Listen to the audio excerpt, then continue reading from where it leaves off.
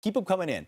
Email friends@foxnews.com with a hashtag Proud America. Yeah, but for now, we want to bring in Diamond and Silk social media stars and, of course, Trump supporters. Diamond Silk, always good to have you on the show. Want to get your thoughts off the top here on the policy change with the NFL. A new poll is out, and it shows that NFL fans overwhelmingly support the league's policy on the national anthem, that if you are not going to stand for the national anthem, you can go back and you can go sit in the locker room.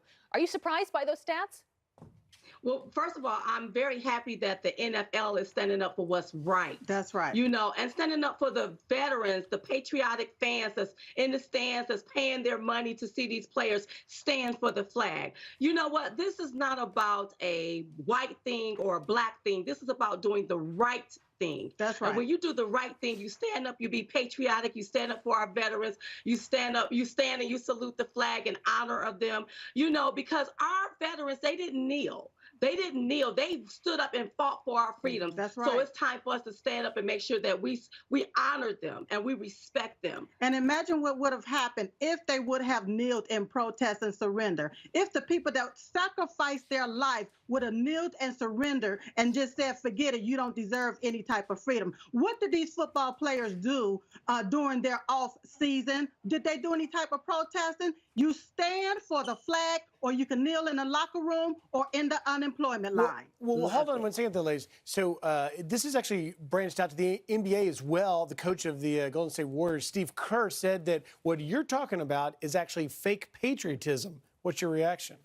No, it's not fake patriotism. Wait a minute. We live in one of the greatest countries on this earth. I'm sorry, okay? So you need to stand for the flag. Yeah. If you don't want to stand for the flag and you don't like the patriotism that goes on in this country and you don't like making millions of dollars, pack your little knapsack and go to one of these other countries where you don't have freedoms, okay? That's what you can do. But in this country, you need to stand for the flag or go somewhere like a coward and hide in the locker room. That's right. And if you look at it, whenever you're kneeling on the flag, your message is actually getting lost. If you want to protest something, go protest what's being affected.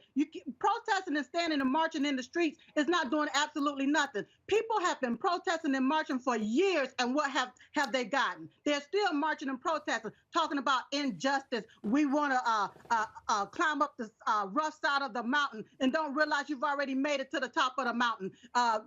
All of these other different injustices that's going on in the different neighborhoods and in the black community. If you want to protest, go there and protest what's going on there, not the flag. And not on our time or dime. It'll be very interesting to see if this ends the discussion or if it continues as the NFL kicks off next season. But we got to get your take on another issue, something you guys have been front and center on, which is the censoring of conservative content across social media platforms.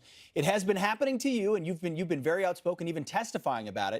Well, it's now, we believe it might be happening to the president's son. Donald Trump Jr. posted this on Instagram just recently. He said, if this account, quote, could cause harm and even lead to death, end quote, which is what some of his followers said they were told, we have serious problems. The hashtag shadow ban nonsense and the hysteria any conservative thought has to stop. He points out that even with an engagement of over 7,000 impressions last week, he added 0 new followers. He feels like he's being censored online. Would that surprise you?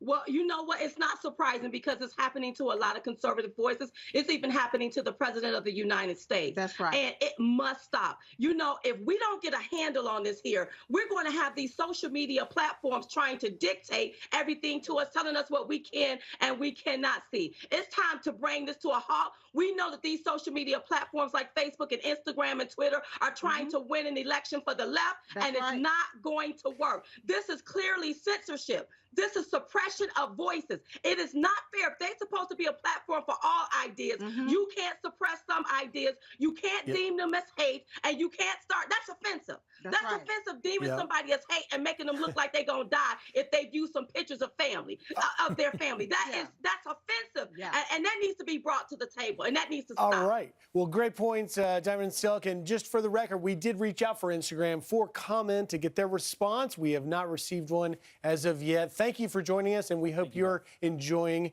your Memorial Day weekend, and clearly you are respecting the sacrifice made by those that paid the ultimate price. Thank you very much, both. Great weekend, ladies. To their point, if it could happen to the president of the United States' son, it can happen to you. Yeah. It can happen to me. It can happen to anybody. So That's certainly we're not free following that speech. story. Yeah, all right. Some other headlines that I want to get to right now. Tens of thousands of protesters rioting against French President Emmanuel Macron's economic reforms that plan to cut 120,000 public service jobs. The mob of protesters pelting bottles at police in Paris. You could see their officers responding with tear gas. 7 officers injured as they tried to stop people from destroying a bank. At least 43 people have been arrested.